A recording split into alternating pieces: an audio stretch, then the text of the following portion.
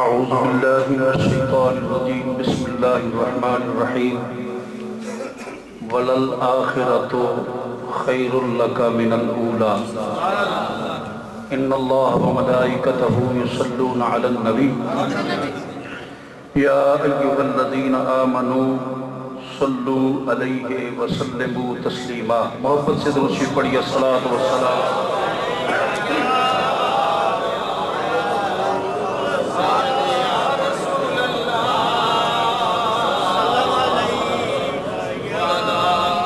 قابل سب عزت و تکریم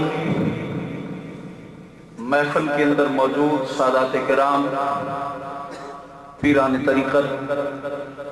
علماء ملت اسلامیہ، ثناخان رسول مقبول صلی اللہ علیہ وآلہ وسلم، میرے بزرگوں، دوستوں، عزیز بھائیوں،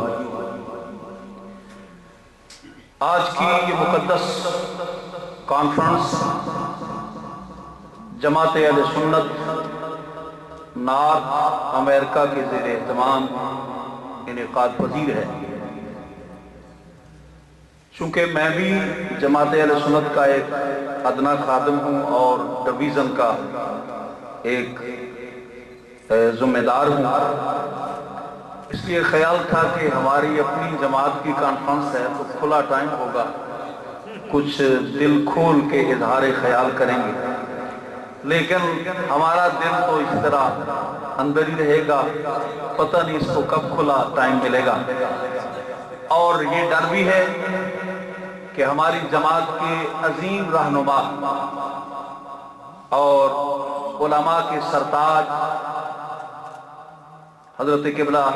علامہ پیر سید ضیاء الحق شاہ صاحب دامت برکاتہم العالیہ نے بھی کچھ ارشاد فرمانا ہے۔ میں تو ویسے بیٹھے ہوئے سوچ رہا تھا کہ چلو مقامی لوگ تو کوئی قربانی نہیں کرتے تو میں کہوں گا کہ جناب میں اپنا ٹائم حضرت کو دیتا ہوں۔ اب بھی اگر آپ قبول کر لیں تو میں کرسی چھوڑنے کے لیے تیار ہوں، ویسے کرسی چھوڑنی بڑی مشکل ہے۔ میں مختصر لفظوں میں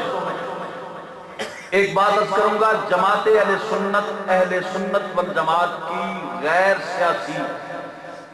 خالصتاً مذہبی تنظیم ہے۔ میں نے الحمدللہ 10 سال جمعیت علماء پاکستان کے ساتھ کام کیا اور اس کے بعد جماعت اہل سنت کے ساتھ وابستہ ہوں۔ یہ آپ کو سن کر خوشی ہوگی کہ یہ پہلی قیادت ہے جگر گوشہ غزالی زمان حضرت علامہ مولانا صاحبزادہ مدد سعید کاظمی شاہ صاحب جو صدر ہیں جماعت اہل سنت کے، اور مفکر اسلام حضرت علامہ مولانا سید ضیاء الحسن شاہ صاحب جو ناظم اعلیٰ اور جماعت اہل سنت کے جنرل سیکرٹری ہیں، یہ پہلی قیادت ہے کہ جس نے ہمیں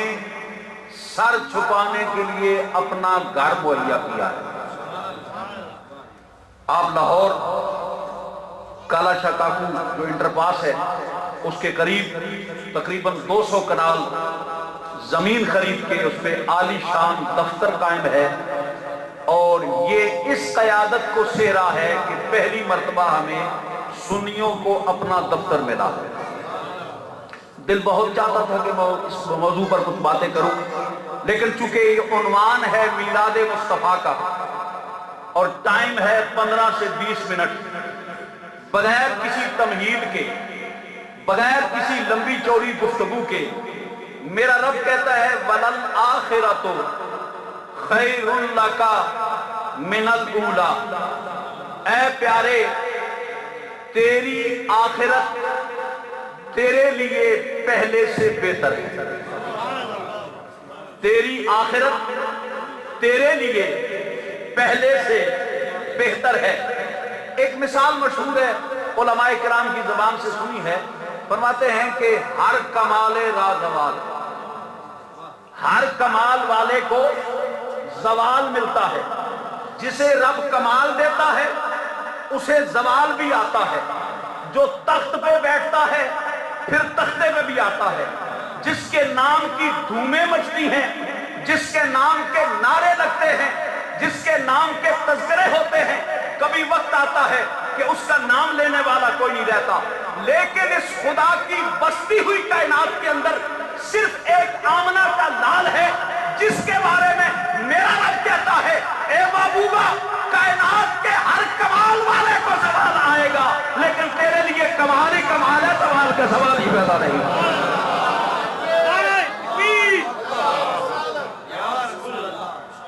ماشاءاللہ ماشاءاللہ۔ ویسے سنیوں میں کسی شے کی کمی نہیں، بس صرف لائن کی کمی ہے۔ نعرے لگانے ہم نے بے تکے، نعت خوانی کرنی ہے بے تکی، تقریریں کرنی ہے آگے پیچھے، ٹائم کی کوئی پابندی نہیں، سوچ نہیں، بیٹھے ہوئے یہاں پر ہیں، خیال اپنے سٹور پر۔ نعرہ جے لانا ہے تو پنجابی کہنے کو جو رون کو چپ چنگی ہے، یہ لانا ہے تو ول سوالی جا لاؤ، تے نہیں لانا تو چپ ہی کر رہو، میرا کہوں وقت میرا نہ ضائع ہو۔ نعرہ تکبیر، نعرہ رسالت، نعرہ رسالت،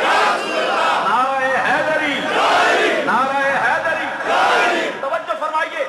میرے رب نے اپنے محبوب سے کہا اے محبوبہ تیری آخرت پہلے سے بہتر ہے، تیری آخرت پہلے سے۔ اس خدا کی بستی ہوئی کائنات پر کبھی نام چمک رہا تھا آدم صفی اللہ کا، کبھی نام چمک رہا تھا نوح نبی اللہ کا، کبھی نام چمک رہا تھا موسیٰ کلیم اللہ کا، کبھی نام چمک رہا تھا ابراہیم خلیل اللہ کا، کبھی نام چمک رہا تھا اسماعیل ذبیح اللہ کا، لیکن جب تیری باری آئی یہ ساری چمکیں، یہ ساری چمکیں ختم ہو گئی۔ اب قیامت تک اگر نام چکے گا تو زہرا کے بابے کو چمکے گا۔ دنیا کے ہر کمال والے کو زوال آتا ہے، کمال والے کو زوال آتا ہے، لیکن اے محبوبہ تیری ذات کو کمال ہے، تیرے ذکر میں کمال ہے، تیرے دین میں کمال ہے، تیرے قرآن میں کمال ہے، تیرے اسلام میں کمال ہے، تیری محبت میں کمال ہے، تیرے پیار میں کمال ہے، تیرے حسن میں کمال ہے، تیری نگاہ میں کمال ہے۔ اے محبوبہ اصل کمال تو اس دنیا پر نہیں، اصل کمال قیامت کو پتہ چلے گا۔ ابھی مجھ سے پہلے ایک دوست پڑھ رہے تھے، شاعر کا کتنا محبت بڑا جملہ ہے، فقط اتنا سبب ہے انعقاد بزم محشر کا، فقط اتنا سبب ہے انعقاد بزم محشر کا کہ ان کی شان محبوبی دکھائی جانے والی ہے، ان کی شان محبوبی، ذرا مشین کو گرم ہونے دے چشتی رنگ بھی آ جائے گا، ان کی شان محبوبی دکھائی جانے والی ہے۔ یہ صرف شعر نہیں ہے، حدیث کا ترجمہ ہے، یہ صرف شعر نہیں ہے، حدیث کا ترجمہ ہے۔ کیا بخاری کے اندر یہ حدیث موجود نہیں کہ سارے نبیوں کے پاس ساری قوم مل جل کے جائے گی، آدم صفی اللہ اذهبوا الى غیری، نوح نجی اللہ اذهبوا الى غیری، موسیٰ کلیم اللہ اذهبوا الى غیری، ابراہیم خلیل اللہ اذهبوا الى غیری، سارے نبیوں سے چکر کاٹتے ہوئے جب آمنہ کے لال کے پاس پہنچیں گے، مدینے والا کہے گا میں غیری کہنے والا نہیں، آنا رہا۔ محدث اعظم پاکستان شیخ الحدیث علامہ محمد سردار احمد صاحب رحمۃ اللہ تعالی علیہ فرماتے ہیں جب بات بننی سرکار کے پاس تھی تو باقی نبیوں کے پاس کیوں گئے؟ یہ نقیبی صاحب چشتی رنگ کہہ رہی ہیں، فکر نہ کریں، مسئلہ پھر ٹائم کا آ جاتا ہے، آپ ذرا تھوڑی توجہ تو کریں، دھیان تو کریں۔ اگر بھائی کام کرنا ہے پیر ضیاء الاقصیٰ صاحب نے تو پھر قادری صاحب کے پاس جانے کی کیا ضرورت ہے، پھر علامہ فضل رسول صاحب کے پاس جانے کی کیا ضرورت ہے، پھر جناب حاجی شبیر صاحب کے پاس جانے کی کیا ضرورت ہے، پھر ان علماء کے پاس جانے کی کیا ضرورت ہے، سادات کے پاس جانے کی کیا ضرورت ہے؟ بھائی جب کام ان کے پاس بننا ہے تو سیدھے ادھر آئیں، ستے پہ ہو ایج سے پھر چشتی نہیں بولتے ہو۔